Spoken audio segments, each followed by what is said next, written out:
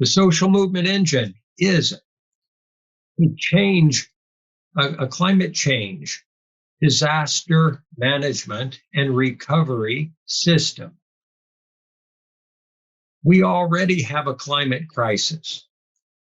We do already need a system for diffusing the mines that we have put in the earth, the pollution,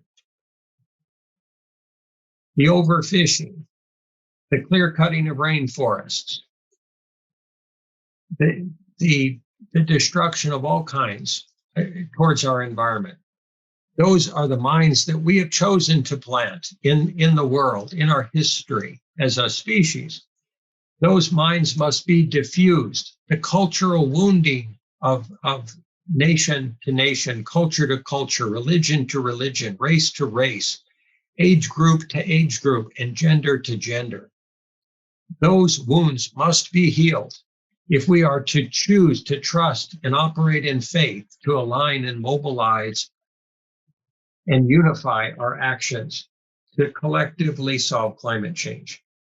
The social movement engine is designed to diffuse those cultural minds, those economic minds, those technological minds, those chemical minds, those pollution minds, those minds that have generated overuse of resources blindly and without care for the future. The social movement engine, in terms of our healing of cultures, bringing together diversity that has previously been separated, wounded, harming of each other, competitive with each other, domineering or destroying of each other. We must diffuse those existing wounds or landmines or bombs, whatever the case may be, proactively, not reactively. We need to step forward boldly to take constructive action to help people work together, to help them get past their differences, to help them get past their prejudice, their bias, their preconceptions, their misunderstandings, and their ignorance of each other, their unwillingness, their prior unwillingness tribally and socially and collectively to understand, love, and appreciate and value one another.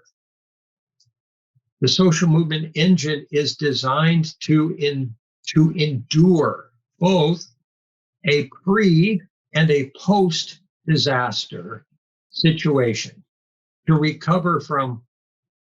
help us recover from our history before the seas rise too high, before the temperature rises too high, before the pollution damages our genetics or the genetics of all of the animals and insects and plants in the world. It's designed to endure all of those changes, to effectively resolve those issues. And simultaneously, we recognize there's going to be fires. There are fires already in California and around the world. There's going to be droughts. There's going to be loss of arable land. There's going to be people dying and suffering. The social movement engine must also facilitate rescue and disaster recovery for all of those issues too. There must be a mechanism. There must be a process. There must be resources. There must be technology that will be put in place proactively before these disasters grow. We choose to do that as an organization, to hold that vision, to hold that mission, to hold those intentions, put our shoulder to the wheel to manifest this in the world now, not 10 years from now, not after the fires grow, not after the temperatures rise, not after the sea rises, now, because we have enough foresight and enough discernment, enough wisdom, enough willpower, enough courage, enough determination to stand now for humanity, to stand now for our children, to stand now for the natural world, to stand now for the future, and not just allow it to happen, not just look the other way while things burn or fall apart or get used up or become so problematic we can't fix them. We choose to take action now. The old saying, we can either balance ourselves or the universe and the world will balance us, is true. We can choose to balance ourselves proactively, or we can choose to have the pushback from the environment force us, kicking and screaming, to become conscious, loving, and kind, and respectful. We are not going to be able to subjugate the natural world to our collective narcissistic will, not through any technology. We do not have that power. And we can't all go to Mars or the moon or some other planet. There is no planet B. Next slide. In interaction with other organizations, we must remain constantly organizationally self-detoxing. What does that mean?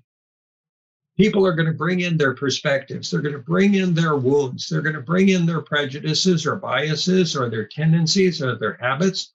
While they bring in their excellent innovations, their contributions, their soul process, their love, their high intentions, it is incumbent upon us to remain conscious through all of those potentially tumultuous evolutions and transformations. If we set the intention now to do so, we will succeed. If we don't, it's possible that we might feel overwhelmed, blindsided, distracted, or reactive to 1,000 or 1,000,000 or 10 million other points of view. We can be the still point in the hurricane, in the eye of the storm, if we choose to operate as such. If we choose that choice now, intentionally, we hold to it with absolute diligence, determination, fierce determination, we will be able to offer calm, peaceful, loving, kind, caring, supportive education, counsel, facilitation, healing, nurturance. We will always be able to honor every human being that we meet, no matter what their beliefs, their approaches to climate change, their emotional states. We will be able to meet them with love, care, kindness, and invite them in and help them because we care about them. And they'll realize it because they'll feel it. And they'll be able to feel it because we will have chosen to hold that space of unyielding love.